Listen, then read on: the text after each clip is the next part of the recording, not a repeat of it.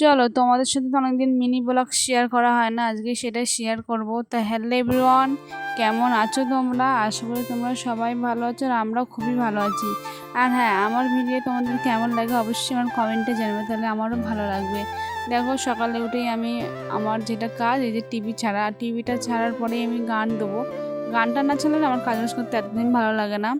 মানে গানটা ছাড়ার পরে চলে এসেছি, দেখো আবার রান্নাঘরে আমার কিছু কাজ বাজ আছে, সেটাই করছিলাম। এই যে গ্যাসের থাক গোছানো, তারপরে থালা বাসনগুলো ঠিক ঠিক জায়গায় রাখা। আর আমার সকালে তেমন একটা কাজ থাকে না, এই যে বাসন বাসন গোছানো আর একটু ঘর বাড়ি ঝাড় দেওয়া, এটাই আমার কাজ। তারপর চলে গেছি, দেখো মা খেতে দিয়েছে। এখানে আলু সেদ্ধ আর ডিম ভাজা ছিল সকালের ভাত। এই যে ভাতটা খাওয়ার পর আবার স্নানে চলে গেছিলাম, স্নানটা করার পর দেখি মা ডাকছে, দেখো রান্না হয়ে যায়, আমি গুছিয়ে গুছিয়ে নিয়ে আসি। আমাদের তো উনুনে রান্না হয়, এই জন্য একটু প্রবলেম হয় বয়ে বয়ে নিয়ে যাওয়া আবার নিয়ে আসা। তো দেখো আমি দুপুরে খেতেও বসে পড়েছি, খেতে খেতে ওটা পার্সেল চলে এসছে। আমার খাবার পরেই এসছে পার্সেলটা, দেখো পার্সেলের মধ্যে এই যে। আর এখন না আমার প্রত্যেক দিন পার্সেল আসছে, কেন কদিন পরেই আমরা ঘুরতে যাচ্ছি, তো এখন বলবো না কোথায় আমরা ঘুরতে যাচ্ছি।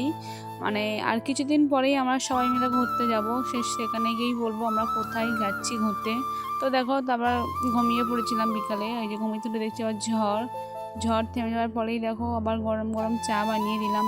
মা বাবাকে একা চা দিইনি, তার সাথে আমিও একটু নিয়ে নিয়েছি, আমারও একটু চা খাবার ইচ্ছে হচ্ছিল না, সন্ধ্যাবেলা না আমারও খিদে পায়। এই যে বাবার একটু মুড়ি মেখে দিলাম।